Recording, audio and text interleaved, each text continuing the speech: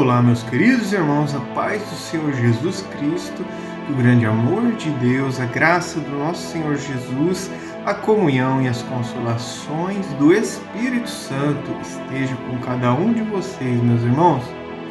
Espero que estejam todos bem.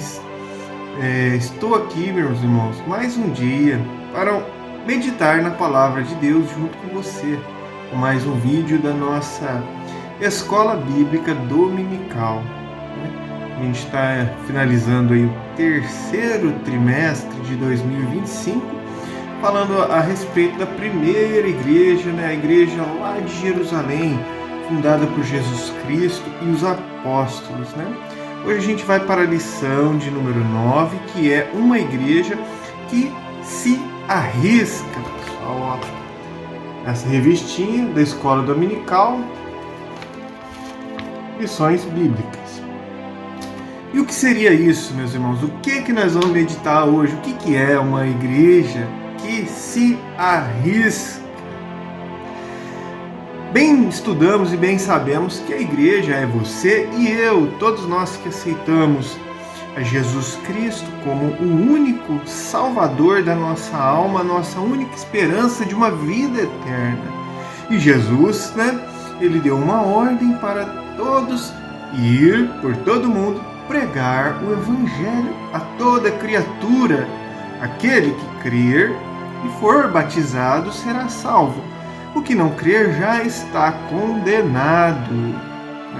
E essa mensagem de Jesus pode parecer dura para muita gente. Como assim já está condenado? Quem não crê em Jesus já está condenado. Essa é a mensagem que Jesus pediu para a sua igreja ir e se arriscar e falar, Então, a gente como cristão, a gente tem que estar preparado, porque muitos não vão aceitar isso. Como assim, já estou condenado? Porque todos somos pecadores e o pecado não entra no céu. Essa é a mensagem de Jesus, que nós precisamos se arrepender dos nossos pecados. Eu, você, então a gente falar para as pessoas isso, muitas vezes pode gerar atritos, brigas, muitos não vão concordar, mas essa é a verdade, Por isso Jesus foi crucificado, porque o mundo não o recebeu. Por isso todos os apóstolos ali foram martirizados, uns foram decapitados, outros foram pregados, crucificados de cabeça para baixo, queimados, partido ao meio, arrastado pela rua, por carroça, até a morte, O único dos apóstolos que não morreu com uma morte terrível foi o apóstolo João. Então, por isso, essa lição de hoje, uma igreja que se arrisca. E a gente se arrisca a falar para os nossos amigos, conhecidos, familiares, porque nós amamos, assim como Jesus amou a gente, Nós também amamos e queremos que aquele que a gente ama tenha a vida eterna e não uma condenação eterna, como Jesus pregou, Os apóstolos. Não adianta a gente falar que morreu, está com Deus, foi descansar, está num lugar melhor. Não. Estará num lugar melhor se a pessoa aceitou a Jesus Cristo pela fé como o único Salvador da sua alma, e se ela se arrependeu dos seus pecados, ela entendeu que ela é uma pecadora. Se essa pessoa entendeu, eu sou uma pecadora e eu preciso de um Salvador. Sim, Jesus, eu te aceito como meu Salvador, me salva, Jesus. A partir de hoje o Senhor é o meu Salvador, eu vou lutar para obedecer ao Senhor, eu vou fazer o máximo que eu puder para me parar de viver uma vida de pecados e te agradar o Criador. Aí sim, a pessoa morrendo estará num lugar melhor junto com Jesus. Se a pessoa nem se importou com Jesus, não o recebeu como Salvador, falou, não quero nem saber de Jesus, a pessoa morreu, ela não vai para um lugar melhor. A Bíblia fala, na parábola do rico e do Lázaro. Dá uma pesquisada aí, Pesquisa aí a parábola do rico e do Lázaro, pesquisa sobre Jesus falando sobre o jovem rico, né? Mais fácil, é muito mais fácil um camelo entrar por uma agulha do que um rico entrar no reino do céu. Aquele que não tomar a sua cruz e não me seguir não é digno de mim. Tantos ensinamentos e direcionamento que Jesus deu a respeito da salvação e a respeito da condenação, né? Que não tem como o ser humano fugir. Deus se revela de alguma maneira a todos, né? De alguma maneira Deus se revela através de um versículo, de um vídeo, de um papelzinho escrito, de um panfleto, de um parente, de um professor. Alguém vai falar do amor de Deus para todas as pessoas. Ninguém morre sem saber e ter uma chance de salvação. Por isso a gente tem que se arriscar. Se a gente ama nossos parentes, tem que falar a verdade, né? Falar que Jesus te ama, mas Ele não ama o pecado que você vive cometendo. Arrependa-se dos seus pecados, aceita Jesus como seu Salvador, né? E faça o máximo que você puder para agradar a Deus, santificar a tua vida, né? Amém, meus irmãos? Vamos então fazer uma breve oração e vamos aí para a meditação de hoje na revista da Escola Bíblica. Feche seus olhos, vamos orar. Conversar com o Criador do céu Todo-Poderoso. Senhor Jeová, meu Deus e Pai que estás no céu, Pai do nosso Senhor Jesus Cristo.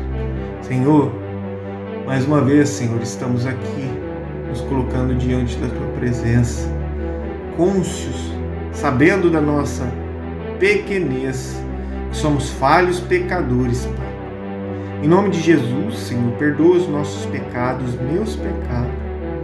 Meu Deus, queremos Te agradecer por mais um dia de vida, saúde, o alimento, trabalho, Senhor, pelo teto que moramos, pela família, pelos amigos, Senhor, pela Tua palavra e por o Senhor ter dado Jesus, Teu Filho, para morrer no nosso lugar, naquela cruz, e nos garantir, Senhor, uma chance de salvação mediante a fé no Seu sacrifício, no Seu sangue naquela cruz, que nos purifica de todo pecado. Obrigado, Pai. Ore em favor dessa pessoa que o Senhor está aqui nesse momento, Senhor. Essa pessoa que está ouvindo esta oração. Abençoa, Senhor. Ajuda, liberta, salva. Livra de todo mal, em nome de Jesus, Pai. Também, Pai, peço que o Senhor salva a minha família, abençoa minha família, meus entes queridos, liberta, salva, livra do mal. Meus clientes, meus amigos, abençoa os irmãos da igreja, abençoa os irmãos de todas as congregações. Nós estamos aí numa campanha, Senhor, de 7 quinta-feira, buscando um milagre, o impossível, aquilo que não está no nosso alcance. Meu Deus, eu tenho meus milagres, eu preciso de 2 grandes milagres. O Senhor sabe de todas as coisas. Meu Deus, eu clamo a Ti pela Tua misericórdia, não porque eu mereço, Pai, mas porque o Senhor é a minha única esperança. O Senhor é a única esperança da Tua igreja, Pai. Abençoa os pedidos de orações dos irmãos, Pai, nessa campanha. Estão lá naquela caixinha, lá no cantinho da igreja. Nós colocamos um pedido no papel. Cada um colocou o seu pedido de milagre. Libertação, cura, bênçãos, salvação. Meu Deus, o Senhor sabe de todas as coisas. Abençoa, Senhor, aqueles pedidos dentro daquela caixinha. E nós cremos que o Senhor é um Deus todo-poderoso. O Senhor pode fazer tudo. Tudo está nas Tuas mãos. Fica conosco agora, Papai, nos ajuda, nos ensina através dessa leitura, nos limpa, nos purifica. É o que eu te peço, em nome do Pai, do Filho e do Espírito Santo. Amém. E glórias a Deus. Vamos à meditação de hoje, meus irmãos. Lição número 9 do dia 31 de agosto de 2025, uma igreja que se arrisca. Texto áureo. Mas ele, estando cheio do Espírito Santo e fixando os olhos no céu, viu a glória de Deus e Jesus, que estava à direita de Deus. Atos 7:55. Verdade prática. A igreja foi capacitada por Deus para enfrentar um mundo que é hostil à sua fé e aos seus valores. Vamos agora para a leitura de alguns textos que se encontram em Atos 6, 8 ao 15, Atos capítulo 7, do 54 ao 60. Diz assim a palavra de Deus. E Estevão, um discípulo, ele era cheio de fé e de poder. Ele fazia prodígios e grandes sinais entre o povo. E levantaram-se alguns que eram da sinagoga, chamada dos libertos, e dos sirineus, e dos alexandrinos, e dos que eram da Cilícia e da Ásia, que disputavam com Estevão. E não podiam resistir à sabedoria e ao espírito com que falava. Então subornaram uns homens para que dissessem: ouvimos-lhes lhe proferir palavras blasfemas contra Moisés e contra Deus. E eles excitaram o povo, os anciãos e os escribas, e, investindo com ele, arrebataram e o levaram ao conselho. E também apresentaram falsas testemunhas que diziam: este homem não cessa de proferir blasfêmias contra este santo lugar e a lei. Porque nós lhe ouvimos dizer que esse Jesus, o Nazareno, há de destruir este lugar e mudar os costumes que Moisés nos deu. Então todos os que estavam assentados no conselho, fixando os olhos nele, viram o seu rosto como o rosto de um anjo. Estevão. Atos 7 agora, às 7:54. E ouvindo eles isto, enfureceram-se em seu coração e rangiam os dentes contra ele. Rangia os dentes contra ele de raiva. Mas ele, estando cheio do Espírito Santo e fixando os olhos no céu, viu a glória de Deus e Jesus, que estava à direita de Deus. E disse: eis que vejo os céus abertos e o Filho do Homem que está em pé à mão direita de Deus. Mas eles gritaram com uma grande voz, taparam os ouvidos e arremeteram unânimes contra ele, contra o Estevão, e expulsando-o da cidade, o apedrejavam. E as testemunhas depuseram as suas vestes aos pés de um jovem chamado Saulo e apedrejaram a Estevão, que em invocação dizia: Senhor, recebe o meu espírito. E pondo-se de joelhos, clamou com grande voz: Senhor, não lhes impute este pecado. E tendo dito isto, adormeceu. Amém. Vamos para a introdução da lição. Na lição de hoje, vamos conhecer um pouco mais sobre a vida de Estevão, um dos 7 escolhidos para a diaconia, ser diácono da igreja, em Atos 6, do 1 ao 7. Quando lemos esse texto do livro de Atos, logo percebemos que estamos diante de uma pessoa extraordinária, de grande fé, cheio do Espírito Santo e de sabedoria, um autêntico cristão destemido. Estevão é um modelo para todo cristão e, sem dúvida, serve de modelo para a Igreja do Senhor. observamos que a perseguição a Estevão e seu consequente martírio marcam um momento decisivo na história da igreja cristã. Quando a igreja sai para fora dos muros de Jerusalém para alcançar o mundo, estava tendo, portanto, cumprimento das palavras de Jesus de que a igreja seria testemunha tanto em Jerusalém, em Judeia, em Samaria e até os confins da terra.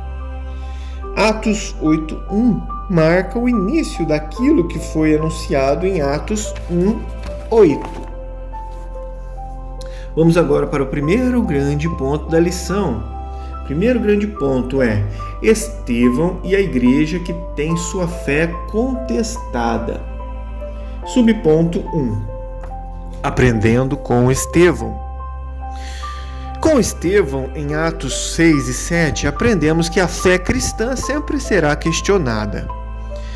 Ele enfrentou oposição e todo cristão também enfrentará. A fé será colocada à prova, sem espaço para indecisão. Além disso, Estevão nos ensina que todo cristão deve saber defender sua fé, explicar e sustentar as crenças cristãs é uma responsabilidade da igreja. E cada crente precisa entender no que acredita e como responder a desafios. No entanto, em um mundo que muitas vezes se opõe ao cristianismo, não basta apenas defender a fé. É preciso estar preparado até mesmo para enfrentar perseguições. Estevão é um exemplo de coragem, mostrando que tanto o cristão quanto a igreja devem estar dispostos a permanecer firmes, mesmo que isso signifique perder a liberdade ou até perder a própria vida. Tópico número 2, subponto 2. A fé sob ataque.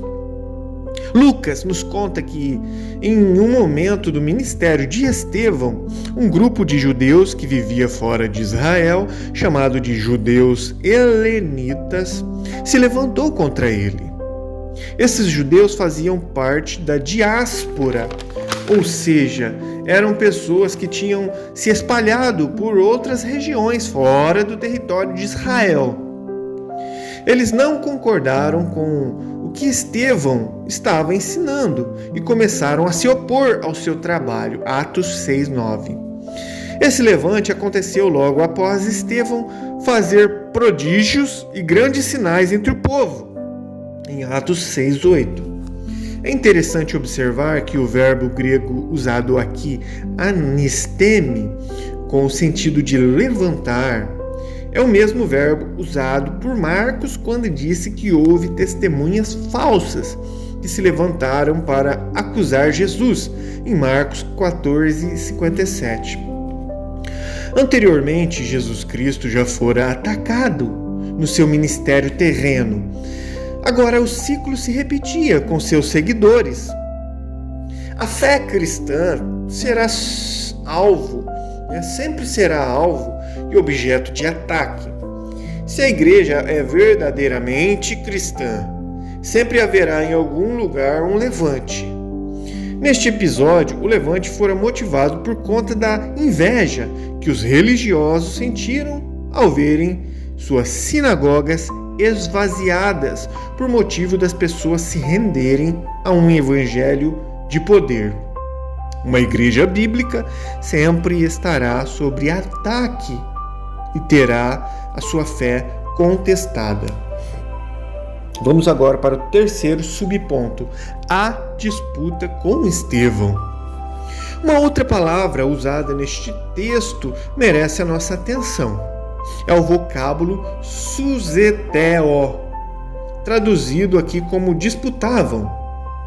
E disputavam com Estevão, Atos 6:9.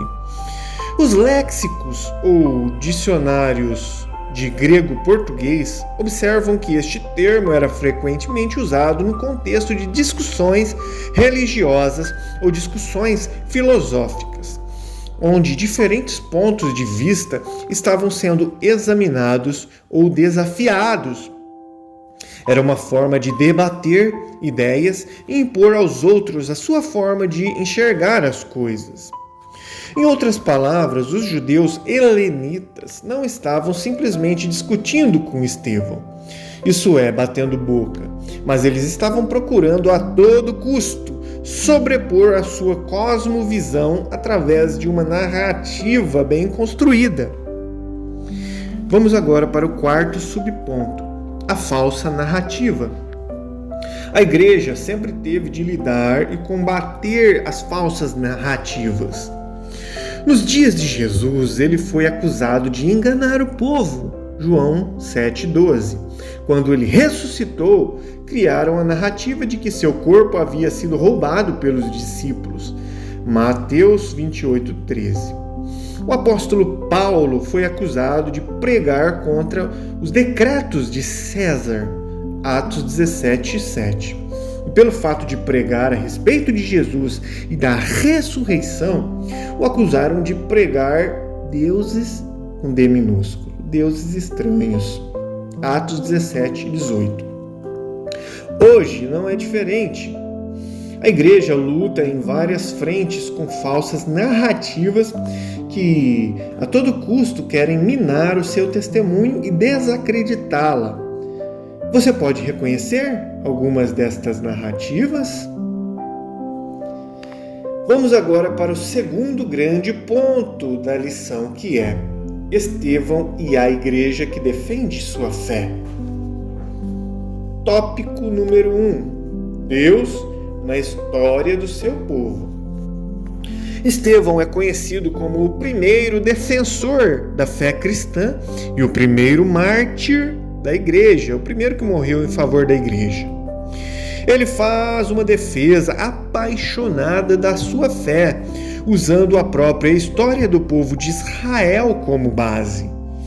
No capítulo 7 do livro de Atos, encontramos seu discurso completo, no qual, guiado pelo Espírito Santo, ele não apenas mostra como Deus sempre agiu na história do seu povo, mas também revela o propósito principal dessa história, que é provar que Jesus é o Cristo.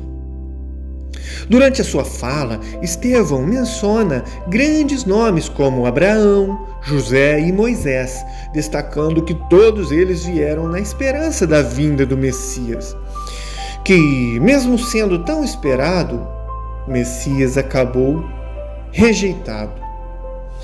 A defesa de Estevão nos ensina que toda explicação e toda defesa da fé cristã, a chamada apologética, deve sempre ter um objetivo central, que é apontar para Jesus Cristo. Segundo tópico, corações endurecidos. Concluindo sua defesa da fé, Estevão disse: homens de dura cerviz e incircuncisos de coração e incircuncisos de ouvido, vós sempre resiste ao Espírito Santo, assim vós sois como vossos pais. Atos 7,51. Mesmo diante dos fatos apresentados por Estevão em uma defesa suficientemente convincente, os seus adversários preferiram ignorar. Na verdade, ninguém convence quem não quer ser convencido. Deus não força ninguém a crer, nem tampouco o condena sem lhe dar antes oportunidade. O texto mostra que o Espírito Santo não tem espaço em corações endurecidos. Vamos para o terceiro grande ponto agora, que é Estevão e o martírio da igreja. Subponto 1. Contemplando a vitória da cruz. Diante de um grupo enfurecido, como diz Atos 7,54, Estevão contemplou a glória de Deus, dizendo assim em Atos 7,56: eis que vejo os céus abertos e o Filho do Homem que está em pé à mão direita de Deus. Uma igreja que contempla o Cristo glorificado não nega a sua fé, pois ele contempla a vitória da cruz. Assim como Estevão, o apóstolo Paulo demonstrou estar pronto, não somente para sofrer pelo nome de Jesus, mas morrer por ele, morrer por Jesus. Atos 21, 13. Uma igreja que mantém seus olhos no Jesus Cristo glorificado não tem nada a temer. Segundo subponto, perdoando o agressor. A última declaração de Estevão antes da sua morte é marcante e cheia de significado. Como diz Atos 7,60. Disse assim, e pondo-se de joelhos, clamou com grande voz o Estevão, dizendo: Senhor, não lhes impuste esse pecado. Tendo dito isto, adormeceu. Aqui vemos um cristão que não teme a morte, porque contempla a coroa da vida, como diz Apocalipse 2:10. Temos aqui a figura de uma igreja que literalmente se dá pelo perdido, que se sacrifica por ele. Esse deve ser o modelo a seguir. Amém. Chegamos à conclusão da lição de hoje, meus irmãos, e concluímos que Estevão, um dos 7 escolhidos para o trabalho social da primeira igreja, representa o modelo de uma igreja verdadeiramente bíblica, qualificado, cheio de fé e cheio do Espírito Santo. Não teme se posicionar diante de um mundo e de uma cultura contrários. Não teme o sofrimento e nem teme mesmo a morte na defesa daquilo que acredita e que prega. É um modelo de uma igreja que, em vez de ficar no seu conforto, vai até as últimas consequências, arriscando-se pelo seu Senhor Jesus Cristo. Amém. Muito bem, meus irmãos, finalizamos mais um vídeo, gratos a Deus pela oportunidade. Que Deus abençoe você, sua família, fique com Deus e até o próximo vídeo.